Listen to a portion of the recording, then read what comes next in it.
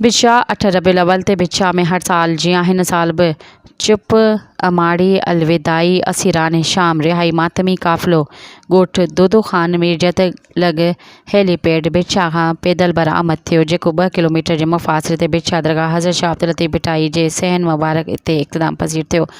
सैयद गदा लतीफ़ी, सैयद फ़िदा लतीफ़ी, सैयद मीर मोहम्मद काज़मी, फ़क़ीर अता मोहम्मद मल्ला, सैयद ज़हीर अब्बास, शाह लकियाडी समेत ॿियनि मौक़िफ़ लॻाया, जंहिं में मुख़्तलिफ़ क़िस्म जे न्याज़ हुसैन ऐं थधे मिठे पाणी जी सबिल जो अहतमाम कयो वियो। मातमी जुलूस में औरतुनि, मर्दनि ऐं नंढनि मासूम ॿारनि पेर उघाड़े वॾे अंग में शरीक थी करबला जे शहीदनि खे भेटा पेश कई।